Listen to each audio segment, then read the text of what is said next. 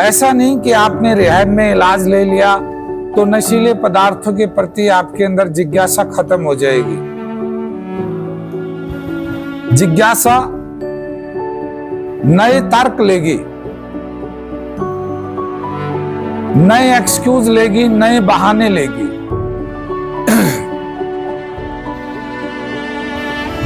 कि काफी दिन हो गए हैं, अब पीकर देखता हूं कैसा लगेगा। जिज्ञासा एक कारण आपने अभी समझा। दूसरा कारण होता है पीयर प्रेशर ग्रुप।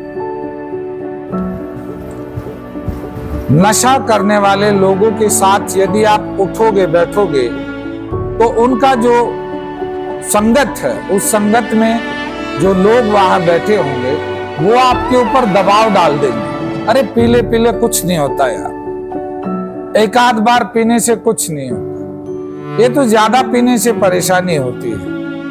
कभी कभी तो एंजॉय सभी करते हैं।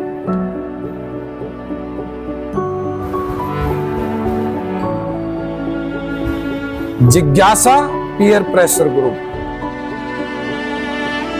हमें अपनी जिज्ञासा के प्रति सावधान रहना है और अपनी संगति को चेंज करना है। हमें उन लोगों में उठना बैठना शुरू करना पड़ेगा जो लोग नशे का इस्तेमाल नहीं करते,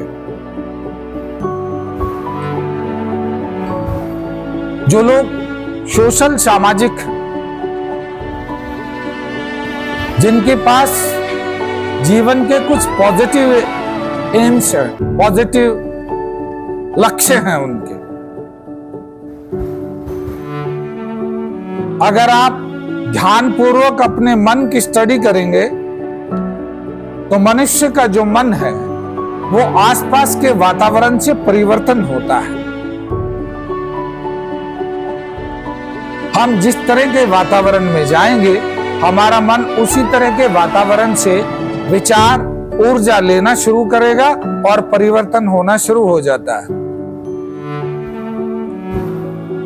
इस प्रोग्राम में क्यों कहा गया है कीप कमिंग बैक, वापिस आते रहिए।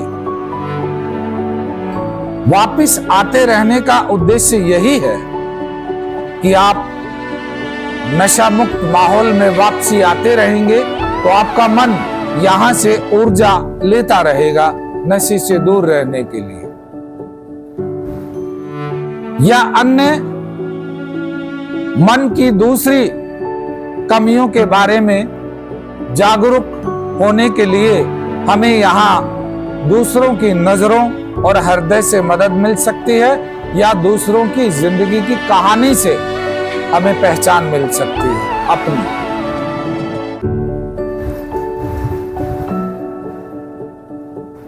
तीसरा कारण इसमें बता रहा है खालीपन।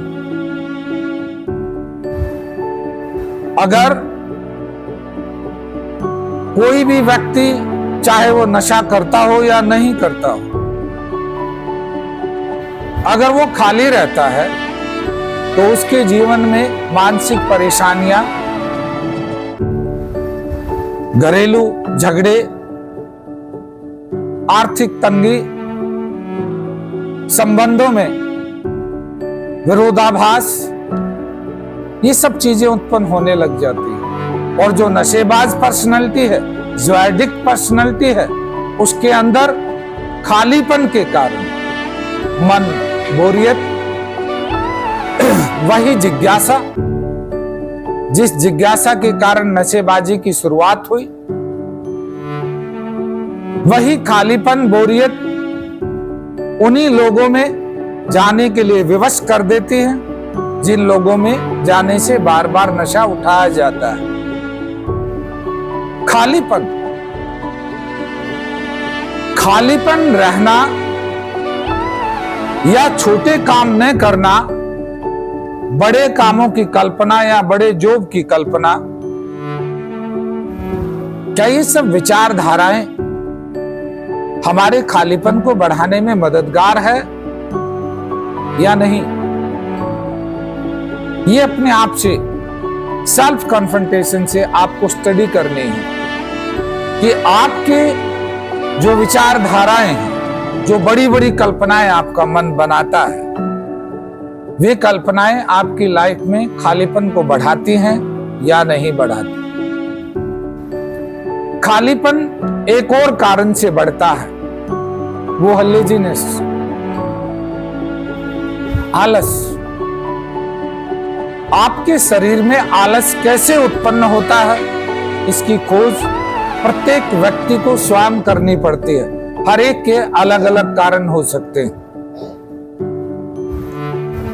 लेजीनेस कुछ दवाइयों के कारण भी आता है।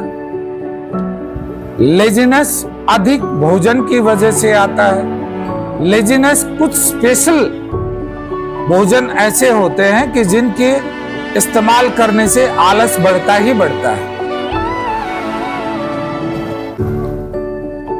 अब कोई डायबिटीज का पेशेंट है, यदि वो मीठा खाएगा तो उसके शरीर में भारीपन या आलस या सिर का भारी होना या चक्कर आना जैसे सिम्टम्स आएंगे।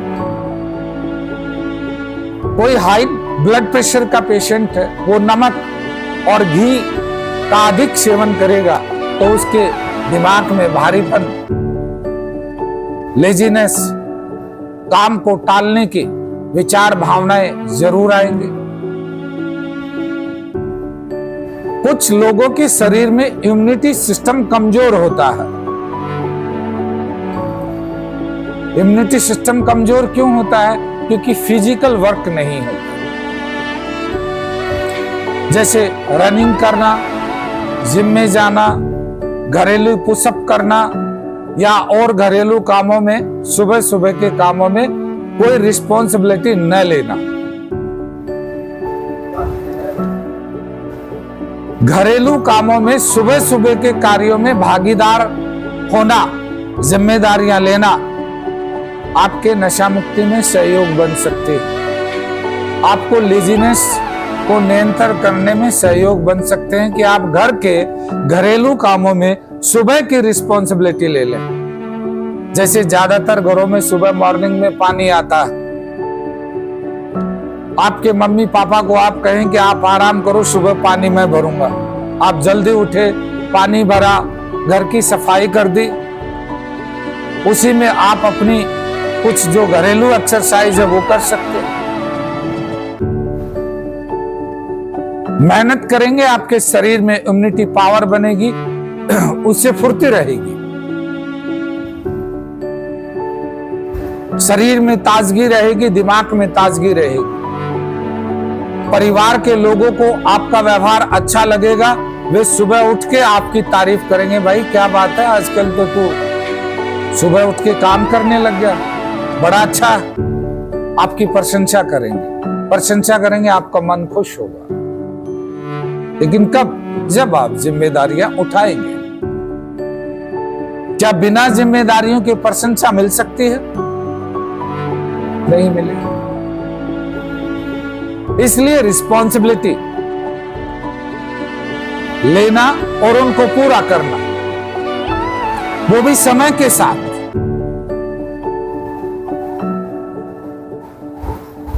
अगर आप रिस्पॉन्सिबिलिटी लेके समय के साथ उसे पूरा करते हैं तो अप्रिशिएट जरूर मिलेगा, दोनों तरफ से, बाहर से भी और आपके भीतर से भी, जिसको बोलते हैं सेल्फ कॉन्फिडेंस कहो या उसे सेल्फ हैप्पीनेस कहो।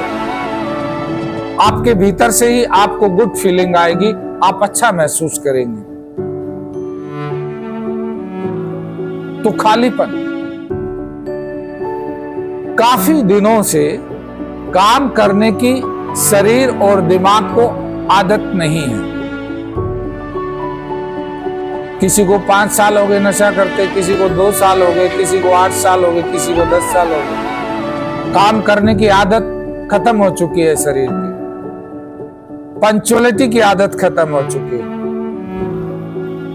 पुनः रिहैबिलिटेशन इसी को कहते हैं कि जो अच्छी आदतें आप में खत्म हो गई है, वो अच्छी आदतें दोबारा से आपके व्यक्तित्व में शुरू की जाए।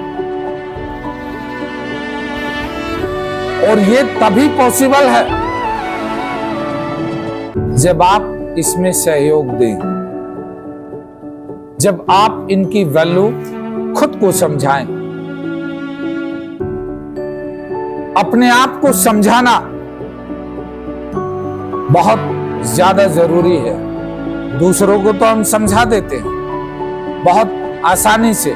आपका कोई छोटा भाई लेट उठता हो या कोई बच्चा आपके घर में लेट उठता हो, आप उसे बड़ी आसानी से समझा देंगे, भाई टाइम से उठा कर, दौड़ मारा कर, पढ़ाई किया कर, ये जिम में जाया कर, ऐसा किया कर, वैसा किया। लेकिन स्वयं करना हो, आपकी अपनी समझ में कुछ नहीं है। आपके भीतर से आवाज आनी चाहिए कि अपने स्वास्थ्य के लिए मुझे स्वयं ही सुबह की दिनचर्या बिना किसी के कहे अपने आप ही बनानी पड़ेगी और एक्टिव करना पड़ेगा। शास्त्रों में बड़े बुजुर्गों से भी हमने बहुत सुना है कि सुबह सूर्य उदय से पहले प्रकृति के अंदर पॉजिटिव वाइब्रेशन, पॉजिटिव एनर्जी होती है। उसी पॉजिटिव एनर्जी के अंदर जब हम जागे हुए होंगे, वर्क कर रहे होंगे, वही पॉजिटिव एनर्जी हमारा शरीर भी धारण करता है, हमारी बुद्धि भी धारण करती है। उसी पॉजिटिव एनर्जी के धारण करने से हमारी विचारधाराएं भी अच्छी होती हैं, हमारे व्यवहार भी अच्छे होते हैं। तो सुबह की दिनचर्या समय से उठने की आपके नशा मुक्त जीवन में सहयोग देगी। रिहैब के अंदर ये जो 5:30 बजे का आप लोगों को उठने का समय है, एक आदत डाली जा रही है। अगर आप सुबह उठने के बेनिफिट स्वयं को सिखा देते हो, बता देते हो, तो आगे परिवार के लोगों को आपको उठाने की जरूरत नहीं पड़ेगी, धक्का मारने की जरूरत नहीं पड़ेगी। स्वयं आपका सेल्फ ही आपको प्रेरित करे, आपका सेल्फ ही आपको वो ऊर्जा दे कि आप पॉजिटिव की तरफ चले और नेगेटिव से मुंह मोड़ ले, नेगेटिव को ना कह सके। जो लोग 40 साल से, 30 साल से, 20 साल से रिकवरी में हैं, क्या अब उन्हें कोई परिवार का आदमी या कोई रिश्तेदार ये कहता है कि तुम नशा मत करना? नहीं, सेल्फ ही बोलता है। उनका सेल्फ ही उन्हें सपोर्ट करता है, उन्हें बोलता है कि नशीले पदार्थों का इस्तेमाल करने का मतलब है गुलाम हो जाना, और गुलामी का मतलब है कि आपके जीवन की सारी चीजों का खत्म हो जाना। इसीलिए उन्होंने खोज की। मेरे एक रिलेटिव थे, वो एक पक्के शराबी थे।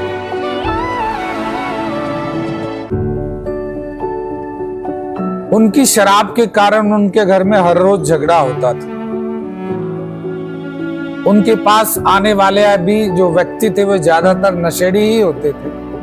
एक शराबी, एक नशेड़ी आदमी के पास ज्यादातर वही आदमी आएंगे जो स्वयं नशेड़ी होंगे।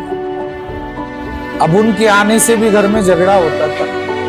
कई सालों की शराबियत के बाद उन्होंने अचानक शराब छोड़ दी। एक बार वो बीमार हुए, डॉक्टरों ने उसे डरा दिया कि अगर तुम पियोगे तो मर जाओगे। उन्होंने लगभग 5 साल तक शराब को छुआ नहीं, हाथ नहीं लगाया। मैंने बीच में पूछा कि ये कैसे हुआ, आप कैसे अपने आप को रोक पाए? तो उन्होंने कहा कि मेरे 2 बातें समझ में आई। एक कि नशीले पदार्थों को मुंह लगाना ही गुनाह है। अगर मैं मुंह लगा लेता हूं तो फिर मुझसे रुका नहीं जाता। दूसरा, अगर मैं पीने वालों के बीच में जाके बैठता हूं तो मैं अपने आप को रोक नहीं पाता। मैंने मुंह को टच करना बंद कर दिया और शराबियों में जाकर बैठना बंद कर दिया। चलता रहा, लगभग 5 साल के बाद वो दोबारा रिलैप्स हो गए।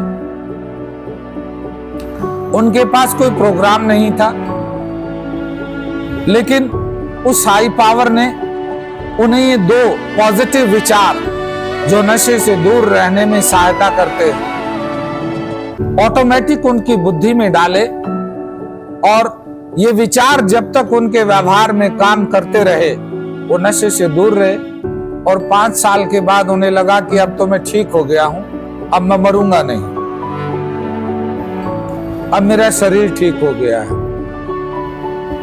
अब हालात ठीक हो गए, फाइनेंशियली कंडीशन ठीक हो गई, थोड़ी थोड़ी मैं पी लिया करूं। ये सोचकर उन्होंने दोबारा से शराब की शुरुआत कर दी, और लास्ट में उनकी मृत्यु कैसे हुई? 10 दिन लगातार बहुत ज्यादा शराब पीने की वजह से उनकी दोनों किडनी और लीवर फेल हो गया। जब इलेक्शन टाइम आया, उसमें फ्री की शराब बांटते ही हैं लोग वोटों के लिए, वो बहुत ज्यादा 10 दिन शराब पी ली और किडनी और लीवर दोनों फेल।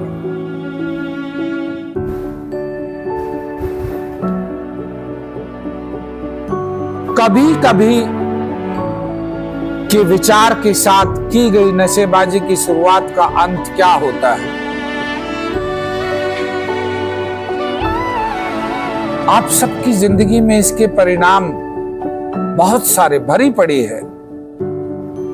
पहली बार, 1 बार, 2 बार, 4 बार आपने ऐसा नहीं किया, आपने 50 बार, 100 बार ट्राई किया हुआ है कि मैं कभी कभी और हल्का नशा या थोड़ा नशा ले लिया करूं। लेकिन वास्तविक सत्य आपकी जिंदगी की कथा ये बता रही है कि थोड़ा थोड़ा आप कभी ले ही नहीं सके। तो इसका इलाज क्या है? इसका इलाज है हमेशा के लिए बंद कर देना। हमारी नशेबाजी की शुरुआत से थोड़ा सा और पहले चलकर देखते हैं। जब आप लोगों ने फर्स्ट बार नशा किया, उस समय आप लोगों की बिहेवियर क्या थे? क्या आपके व्यवहार में NFD, नॉट फॉलो डायरेक्शन का बिहेवियर था या नहीं था? नॉट फॉलो डायरेक्शन की वृद्धि हो रही थी कि नहीं हो रही थी? क्या आप अपनी रिस्पॉन्सिबिलिटी के प्रति केयरलेस थे या नहीं थे?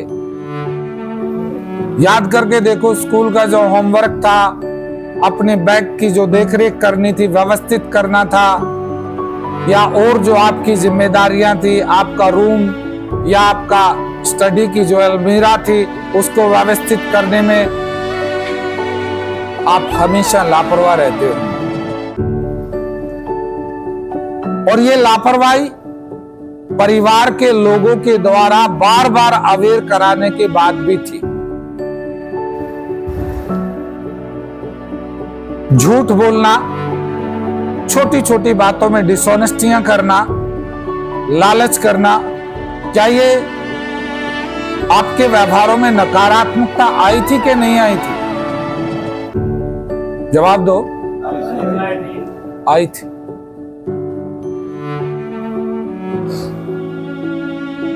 उन्हीं नकारात्मक व्यवहारों का जो प्रेशर आपके मन, आपकी बुद्धि के ऊपर था, उसी के कारण हो सकता है कि नशीले पदार्थों की मादकता आपको अच्छी लगी।